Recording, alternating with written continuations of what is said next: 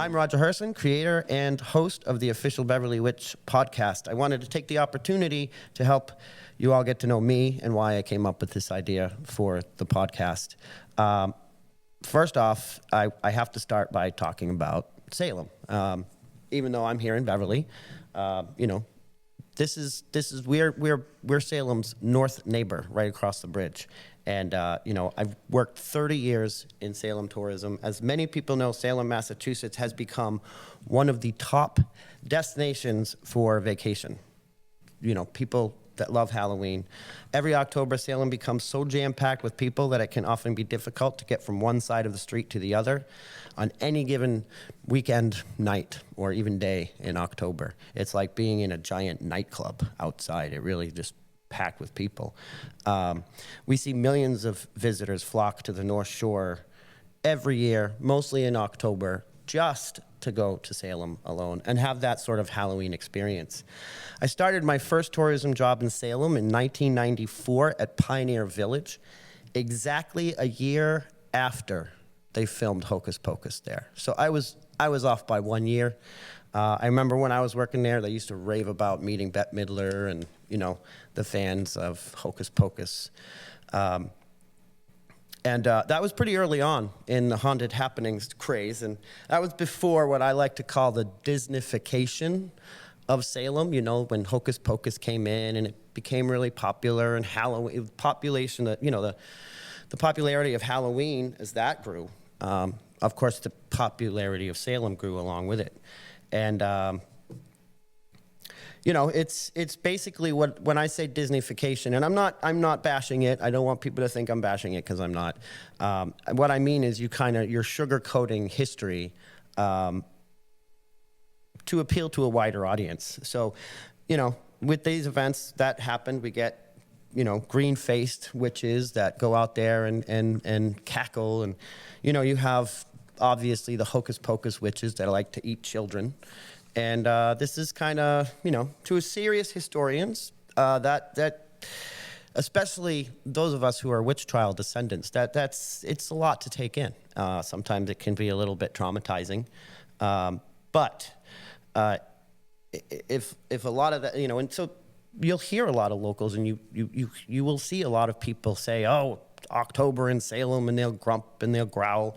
But really, without this October in Salem, I remember Salem when I was younger, and it was not nearly as gorgeous as it is now. And quite frankly, a lot of the reason for that is tourism. And so I don't like to make people think I'm knocking it, because whether you like it or not, it helps. It helps, and it helps preserve our history. And we have cemeteries now in Salem that are in much better shape now because tourism made them so popular. If you look at Charter Street Burial Ground, it's now one of the most well cared for cemeteries in the country. It's I think the second oldest in the country. And, the city finally, because of all the tourism, came to that realization that we have to take better care of this place. So they have made it way more impressive now. You can go in, they have you stay on the path. Even in October, you have to make an appointment. It's free, but you have to make an appointment to go in because they're very careful about it. But with all that commercialization comes over-dramatization. And this is something that also, as things become popular, as history becomes popular, you start to hear people over-dramatize the stories because that's what is getting people to go, ooh and ah. So if I got paid every time I had to remind someone, for example, that Bridget Bishop was never a sultry, illegal tavern keeper, or that they never actually burned witches in Salem, I'd be a billionaire. The fact is, like I said, over-dramatization is a very seductive temptation. And I could see why. People love a good story. There are whole tour companies in Salem, for example, that they don't even talk history. They tell you ghost stories for an hour and a half, and that's it. So it really is, it's a lot of fun, but there's a lot of, inaccurate information. And that's a huge part of what I like to address in this podcast. So basically, we're going to go over the fact versus fiction, folklore versus fact. You know, we're gonna dispel a lot of the misconceptions that you hear about witchcraft and witch trial history and stuff like that.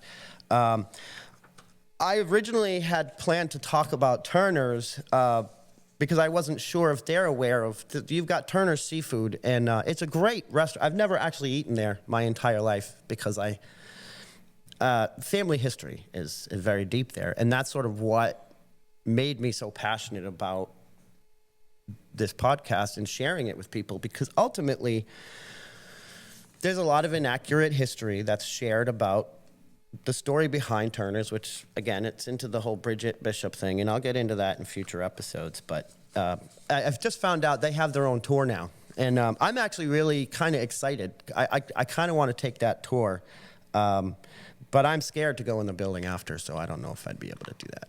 But I might, and I might even cover it on a future episode, because I'm fascinated to hear what they would talk about on their tour. But And like I said, I want to be clear. I'm not bashing Salem commercialism. Part of what makes me stand out as a guide, former guide in Salem, was my connection to it. I almost said 30th generation. I'm 12th generation of both Salem and Beverly. Sorry, got a little tongue-tied. At last count, I've tracked up to 100 or so early ancestors to come here from England in the 17th century. And when I say I'm related to pretty much everyone, I'm only half joking. But being 12th generation Salem, I'm also 12th generation Beverly. And if you're not a local, you may not realize that there's a little bit of a what would we call it, a frenemy thing with Salem and Beverly, the rivals across the bridge. The big football game every year is around Thanksgiving, and that's always a big deal. At one point, I think that each team was tied. And so there's a lot of, we like to make fun of each other. And so I'm from both. Lovely. And I tell you, I love both cities immensely. But I will say this, Salem, as gorgeous as it is, a lot of times, people will come to Salem and they will expect one thing. And they'll expect this beautiful, picturesque, sort of gorgeous fall, autumn seaport town. And they get there, and as I explained, it's a nightclub. So that's kind of why we come out and say, hey, you know what? You can come to Salem. And I always tell people, people will be like, hey, I'm a little nervous about crowds. Well, don't go. Or go and just experience it. A lot of people, they come to Salem and they're upset because this is not what I expected. It was just people all over the place. Well, that's Salem now. But if you do want that same feeling, if you want that experience, and you want also that beautiful, picturesque seaport town, all you gotta do is cross the bridge north into Beverly, because we have all that as well. As a living descendant, I wanted to go over this too, as a living descendant of the biggest names in the most dramatic events in our early history, including the Salem witch trials, of which I had 5 ancestors accused, over a dozen relatives executed. Among the executed, there were 20 in all, and over a dozen of them are relatives of mine. And over 46, I think I counted, relatives, not ancestors, that were accused. There were well over 20 people. I mean, there were 20 people executed, but there were hundreds of people accused. And I mean, a lot of relations amongst the accusers, the judges, even law enforcement. I mean, I believe Thomas Putnam is second cousin, however many times, like 9 times removed. So basically, we have shared ancestors, is how that works. When you take all that, the blood, the sweat, the literal blood, sweat, and tears I put into working tourism in Salem, there's no way I could not love Salem, and Beverly, but Beverly's my home. And the first thing I want to address between Salem and Beverly, and that's the history, which is, for Beverly, it's truly deep. Many cities and towns along the route from Salem to Beverly and on up to Gloucester are now celebrating 400 years as settlements. There's also a growing passion for sharing the history of the early indigenous folk around here, which I think is a wonderful thing to be able to take in and learn about. And even our historically marginalized populations are being celebrated, all over the North Shore. Adding to that, the fact that Beverly itself was recently ranked one of the hottest cities to move to in the US. And I don't mean like heat-wise. It was weirdly, I think it meant that a lot of people basically are moving here. And you can be sure we have a pretty amazing city. I mean, I often like to call Beverly the younger, neglected step-sibling of Salem. We're here. People love our parking lots, but they never, that's to take the train into Salem. For this show, we'll be sharing a lot of that history, as well as clearing up as many, like I said, as many conceptions and folklore versus fact events. As a local historian, I have personally already helped to uncover a couple of hidden stories never uncovered before here in Beverly. We'll get into those as well. I'll bring in guests from all over, from other experienced Salem guides to attraction business owners to fellow historians, friends, people I work with, just to share the Beverly, Salem, North Shore experience. I should say Cape Ann, really. Now, there's another aspect of Salem that I haven't really addressed yet, and that is something that gets a little bit more complicated for people, and that is the existence of modern-day witches, which I am one. And the issue behind the word witch brings a lot of passion and sometimes a lot of fury into conversations. My hope for this podcast is to show to other people that many of those of us that society has now labeled as witches, I mean, we have many names for ourselves. Some people, I've heard people call themselves wizard, warlock. I mean, there's lots of people, psychic, medium. There's a lot of different, not everybody is going to say, oh, I'm a witch. Some people might just say, I'm a psychic, or I'm a fortune teller, or I'm a wizard. But it's really the image of the goth-clad dark witch claiming we were one of the ones you couldn't burn, and galloping around Salem in their striped tights and their black hats, and they have their pointed hats and their black high-heeled boots, and that's a very small aspect of witches, and that we like to call them Insta-witches. They look very good on Instagram. Some of these, we get these witches that come into Salem. They move here from Buffalo, and they move here from Chicago, and they come in and they say, hey, come get a reading from a real, live, native Salem witch. But they came from Buffalo. So, some of them leave us scratching our heads. But among those even, there are plenty who adopt Salem as their inspiration, and it makes their creativity and passion shine. In many cases, it all just adds to the mystique of Salem and Beverly and Cape Ann.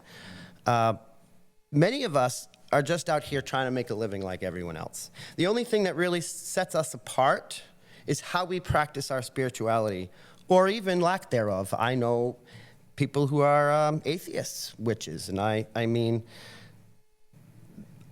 many might even consider themselves more atheists or scientists than a priest or a magician. For some, being a medium or psychic is as much about brain waves and a sort of hyper science than any sort of religious dogma. It's not really, for me, myself, I identify with my ancestors. I essentially worship them. But if you think about it, I'm only worshiping what literally created me. So for me, it's a very scientific thing, really. But other than that, I'm not a religious person at all. However, I also recognize too, sometimes I'll say, oh, I do identify as a medium. That means a witch is said to be a walker between the worlds, and that means the veil, right? So we have this belief that the world is divided, and I don't want to get too much into it now, but just to give you a quick idea, we have this belief that the world is divided by a veil, and that is, the living and the dead are kind of divided by this sort of unseen veil. Basically the cycles of the seasons, every October, basically Samhain night, that's Halloween, the veil is at its thinnest, and it allows the dead to cross over and have, watch over us, and we ask for blessings in that time. Halloween is actually a very beautiful holiday, the Samhain. Even though we celebrate the dead and it's all skeletons and creepy stuff, it's actually a very deep, meaningful holiday. So all that being said, I also will be introducing my fellow Beverly Witches in future podcasts, especially the folks over at Zodiac Tea Room, who are right here in Beverly and one of the coolest psychic parlors around. You want to get your tea leaf reading? I mean, this stuff is cool. You get it right over there at Zodiac. And they're right here in Beverly, right down the street. And one of my favorite places, and they're the sister shop to Pentagram in Salem. It's also where my nightly Beverly tour leaves from. Again, we'll get into that at a different episode as well. Ultimately, my aim is to show our viewers, from the locals to the visitors, because here's the thing I like to talk about. Local tourists are just as valuable as visitors, because, you live here, and I would think for a local, I would want to make sure that the walking tour that is talking about the history of my city is being responsible about it and is really sharing an accurate portrayal of who our city is.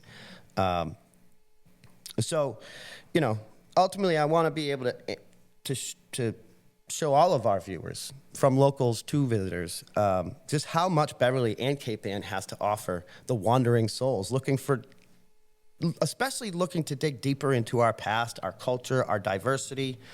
I want to encourage anyone who has proven or unproven, and this is going to be another important thing for something. This is going to be a lot of fun, okay?